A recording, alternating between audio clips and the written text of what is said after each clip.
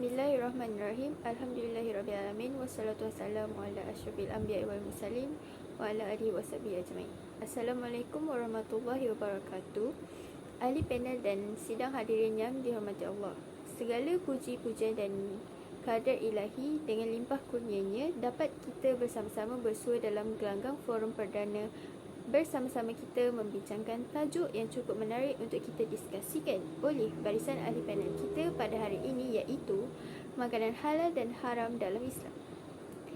Hadirin yang dihormati sekalian, sebelum saya memperkenalkan ahli-ahli panel kita yang segak dan rupawan, izinkan saya untuk mengupas sedikit tajuk forum kita pada hari ini. Makanan merupakan keperluan asas bagi manusia. Pemilihan makanan yang menepati hukum syarak dapat membantu pembinaan rohani dan jasmani yang baik. Mencari rezeki yang halal adalah kewajipan setiap mukmin. Oleh itu, Islam menuntut supaya umatnya berusaha bersungguh-sungguh, berdoa dan bertawakal kepada Allah SWT serta banyak bersabar dalam mencari rezeki kerana rahmat Allah adalah sangat luas dan dia tidak akan mensia-siakan doa dan usaha hamba-Nya. Halal dan haram tersebut berasal dari bahasa Arab, yakni halal yang merujuk pada kata diperbolehkan. Sementara itu, haram sendiri yakni berarti tidak dibenarkan atau dilarang. Al-Quran adalah panduan kehidupan untuk manusia bagi segala sudut aspek kehidupan, termasuk tentang pemakanan sihat. Setiap pemakanan yang dibolehkan atau tidak dibolehkan mempunyai hikmah di sebaliknya. Bahkan, Al-Quran juga menyebut tentang kebaikan sesuatu pemakanan dengan menerangkan bagaimana ianya dapat memberikan kesihatan tubuh, kekuatan jasmani, rohani dan minda. Juga membaik pulih kesihatan manusia dan alam semula jadi. Dalam surah Al-Baqarah ayat 168, Ya ayyuhan nasu kullu mimma fil ardi halalan thayyiban wa la tattabi'u khutuwatan syaitani innalakum aduwwum mubin.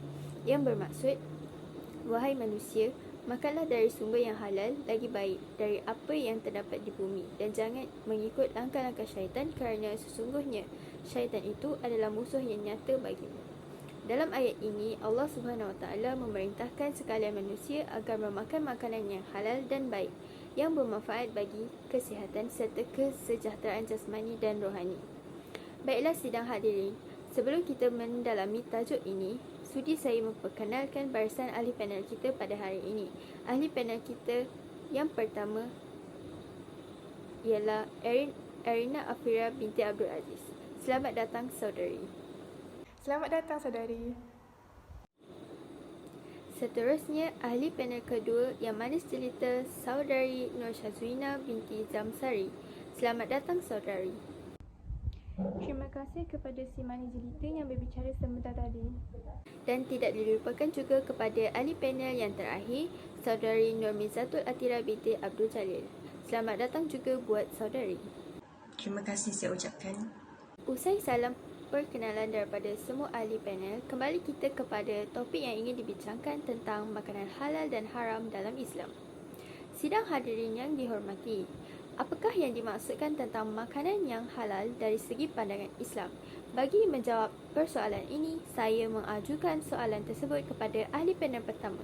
Silakan saudari Erina.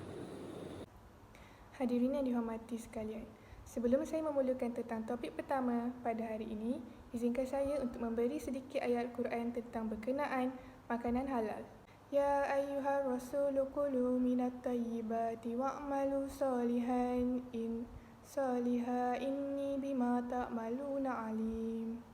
Allah berfirman, wahai para rasul, makanlah dari makanan yang baik-baik dan kerjakanlah amal kebajikan. Sesungguhnya aku maha mengetahui apa yang kamu kerjakan.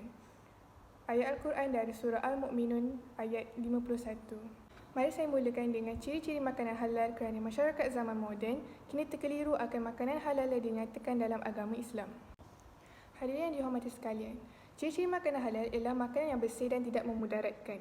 Makanan yang dimaksudkan ialah makanan yang disuci dengan bersih dan cara yang betul.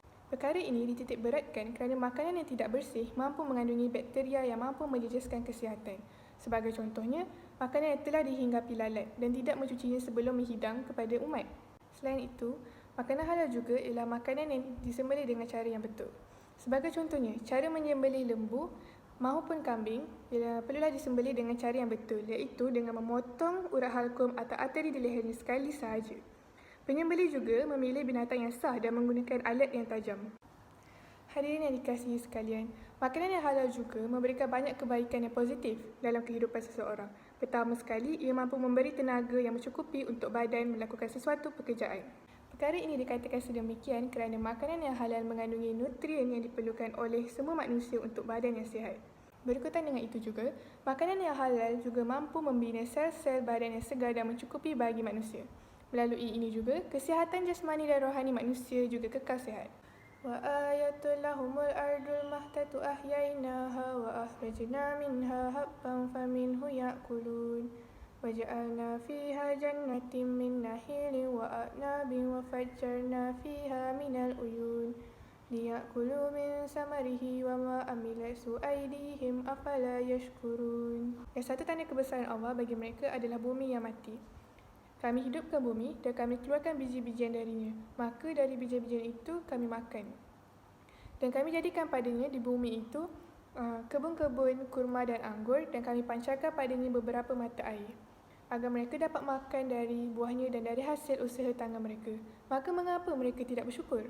Ayat Quran dari surah Yasin ayat 33 hingga 35. Hadirin yang dihormati sekalian, masyarakat juga boleh mengenal pasti makanan halal melalui cop yang disahkan oleh pihak JAKIM, iaitu pihak agama yang telah menyelidik cara makanan itu disediakan dari segi kebersihan maupun cara binatang itu disembelih. Hadirin yang disayangi sekalian, akhir sekali bagi topik makanan halal ialah hikmah makan makanan halal. Hikmah makan makanan halal ialah ia mampu menjamin maruah diri. Makan makanan halal mampu melahirkan keimanan dan nur yang dapat memandu jiwa manusia ke arah ketakwaan dan peningkatan ibadahnya kepada Allah. Pemilihan makanan yang bersih dan halal menjadi keutamaan dalam ajaran Islam.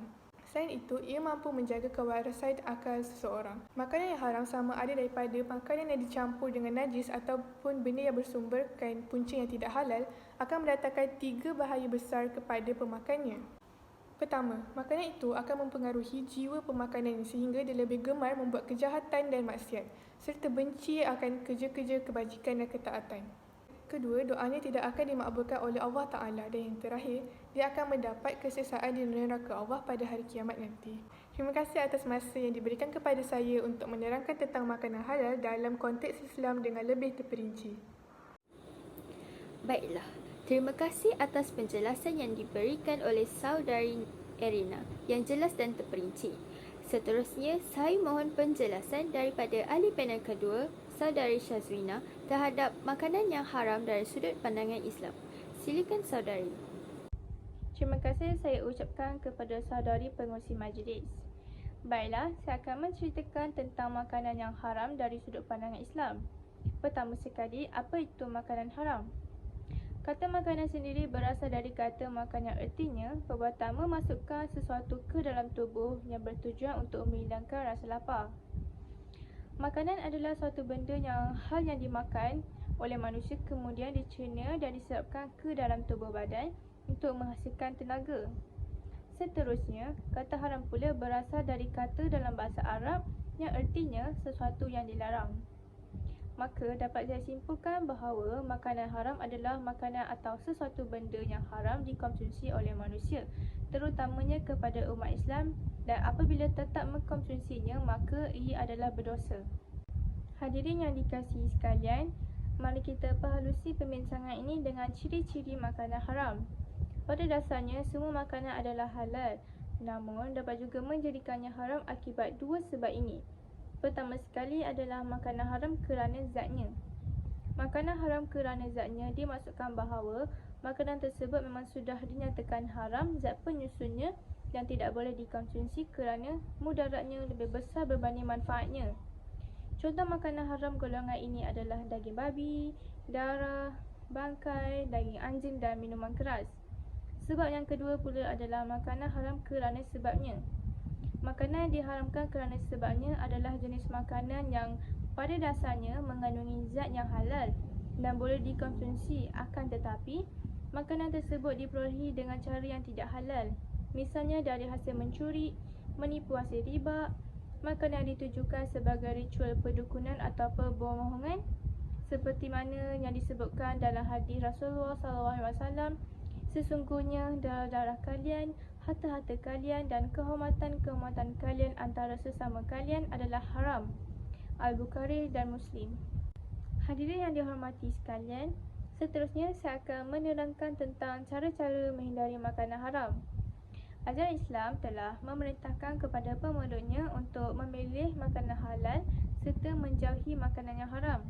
Oleh kerana Al-Quran dan Sunnah telah menetapkan halal atau haram terhadap sesuatu makanan. Jadi sudah semestinya umat Islam sensitif terhadap status halal sesuatu yang akan dikonsumsinya. Banyak sekali ayat Al-Quran yang menerangkan dan menganjurkan umat manusia agar mengonsumsi makanan atau minuman yang halal, seperti yang disebutkan dalam surah Al-Baqarah 80 ayat 24. Maka hendaklah manusia itu memerhatikan makanannya. Meskipun demikian, terhadap beberapa cara atau langkah yang dapat dijadikan pegangan. Sebagai contoh, kita ingin makan makanan di luar, kita perlulah memastikan tempat makanan dan restoran yang kita kunjungi tersebut dikelolai oleh Muslim.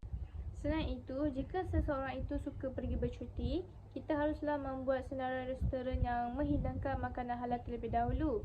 Antara aplikasi yang memudahkan pencarian kita adalah seperti Halal Trip, Food Travel and Prayer. Hadirin yang disayangi sekalian, isi terakhir berkaitan makanan yang haram dari sudut pandangan Islam yang akan saya ketengahkan sekarang adalah keburukan makan makanan haram. Seperti yang disebutkan sebelumnya bahawa Allah mengharamkan makanan yang membawa kesan buruk kepada kesihatan manusia. Antara akibat makan makanan haram tersebut adalah ia dapat mengurangkan keimanan dalam hati. Hal ini berlaku kerana dengan mengkonsumsi makanan haram tidak hanya berkesan kepada hati dan akal, tetapi juga kepada keimanannya. Makanan dan minuman haram dapat mengurangkan iman seseorang dan akan mengganggu ibadahnya, sebagaimana hadis tentang peminum khamar berikut ini. Tidaklah peminum khamar ketika ia meminum khamar termasuk seorang mukmin. Bukhari dan Muslim. Di samping itu, rosak keturunannya adalah sebab seterusnya. Seseorang yang memberi anaknya makan dengan makanan haram tidak akan mendapat kebaikan. Sebaliknya, makanan haram tersebut dapat merosakkan akhlak dan kebaikan yang ada pada anak. Inilah sebab kerana orang tua yang memberikan makanan haram pada anaknya seringkali memiliki anak yang susah diatur dan cenderung untuk terus membangkang. Sekian sahaja penerangan dan penelitian saya berkaitan makanan haram. Terima kasih. Baiklah, terima kasih atas penjelasan yang diberikan oleh Saudari Syazwina yang jelas dan terperinci. Seterusnya, soalan yang terakhir bagi forum kali ini adalah bagaimana pemilihan makanan dapat memberikan kesan dalam kehidupan. Dipersilakan Saudari Mirzatul untuk membahas pandangan saudari. Baiklah, bismillahirrahmanirrahim. Terima kasih saya ucapkan kepada saudari Putri selaku moderator yang amat betah berkata-kata. Hadirin sekalian, seperti yang telah dikupas oleh ahli-ahli panel sebentar tadi, setiap umat Islam wajib mencari dan memakan makanan yang halal kerana makanan yang halal dapat memberi pelbagai manfaat bukan sahaja dari sudut jasmani, malah rohani juga. Walau bagaimanapun, makanan yang haram juga boleh menjadi halal ketika kita berada dalam keadaan darurat. Hal ini demikian kerana Allah SWT memberikan kelonggaran atau rukhsah kepada umatnya yang berada dalam keadaan darurat untuk menyelamatkan nyawa dengan memakan makanan yang haram. Hal ini dapat dibuktikan dalam surah Al-Baqarah ayat 173 yang bermaksud, sesungguhnya dia hanya mengharamkan ke atasmu bangkai, darah, daging babi dan daging haiwan yang disembelih dengan menyebut nama selain Allah. Tetapi barang siapa terpaksa memakannya, bukan kerana menginginkannya dan tidak pula melampaui batas, maka tidak ada dosa baginya. Sesungguhnya Allah Maha Pengampun, Maha Penyayang. Hadirin yang dikasihi sekalian, ruksah dari segi bahasa bermaksud mudah atau ringan, manakala dari segi istilah ruksah bermaksud keringanan hukum yang disyariatkan oleh Allah SWT kepada seseorang yang mukallaf kerana keuzuran tertentu. Dalam konteks makanan halal dan haram, ruksah boleh dijustifikasikan sebagai kelonggaran hukum yang diberikan oleh Allah SWT kepada umat Islam untuk memakan makanan yang haram ketika darurat. Pengerusi majlis dan para hadirin yang dihormati, terdapat 3 syarat ruksah memakan makanan yang haram dalam Islam. Ketiga-tiga syarat ini mesti dipenuhi agar makanan yang haram itu boleh dimakan oleh umat Islam. Syarat yang pertama ialah hanya terdapat makanan dan minuman yang haram sahaja. Maksud syarat ini adalah kita dibenarkan memakan makanan yang haram jika sudah berusaha mencari sumber makanan yang halal di semua tempat. Contohnya ketika berada dalam keadaan peperangan. Syarat yang kedua ialah kita haruslah memakan makanan yang haram sekadar untuk menyelamatkan nyawa. Hal ini demikian kerana menjaga nyawa sebagai sesuatu yang amat berharga adalah tanggungjawab bagi setiap umat Islam. Tamsilnya, jika kita tersesat di dalam hutan yang tebal selama 3 ke 4 hari tanpa sebarang sumber makanan dan minuman, kemudian kita haruslah bertawakal sepenuhnya kepada Allah SWT dengan memakan apa sahaja yang dijumpai di dalam hutan tersebut, walaupun tanpa mengetahui sumber makanan itu beracun ataupun tidak. Akhir sekali, syarat yang ketiga ialah kita mestilah makan atau minum makanan yang haram hanya sekadar untuk mengalas perut sahaja dan bukan untuk kenyang. Hadirin yang dihormati, kupasan terakhir saya ialah berkaitan dengan hikmah ruksah memakan makanan dan minuman yang haram ketika darurat. Antaranya ialah Islam mewajibkan umatnya untuk menjaga nyawa sebagai sesuatu yang berharga. Selain itu, ruksah ini juga melambangkan bahawa agama Islam merupakan agama yang indah kerana tidak membebankan umatnya, malah memudahkan segala urusan terutamanya yang berada dalam keadaan yang sukar. Setakat ini sahaja yang dapat saya ulas mengenai isi saya pada kali ini. Saya kembalikan semula kepada saudari pengurusi majlis. Terima kasih atas jawapan yang telah dikemukakan oleh saudari Mizatul. Juga ribuan terima kasih kepada semua ahli panel yang sudi hadir bagi membicarakan forum ini. Semoga forum ini dapat membuka minda kita semua dalam pemilihan makanan yang tepat agar dapat keberkatan hidup dan keredaan Allah. Demikianlah pentingnya pengambilan makanan halal dan haram dalam hidup sebagai seorang Muslim. Sebagai agama yang syumul dan sempurna, Islam mengajar umatnya tentang amalan makan dan minum yang terbaik dan wajar mengikut adab dan etika tertentu. Amalan sunnah Rasulullah banyak menggalakkan umatnya untuk makan makanan yang bersih dan sihat kerana perut adalah antara punca tumbuh yang sihat atau berpenyakit. Marilah sama-sama kita menjaga kesihatan dengan menjaga pemakanan mengikut Al-Quran dan Sunnah agar hidup sejahtera dan bahagia di dunia dan akhirat. Bunga dedap di atas para, anak dusun pasang pelita. Andai tersilap tutur bicara, jari disusun maaf dipinta. Saya mewakili semua ahli panel mengucapkan ribuan terima kasih kepada para hadirin yang sudi menyaksikan forum ini. Sekian, wabillahi taufiq wa hidayah. Wassalamualaikum warahmatullahi wabarakatuh.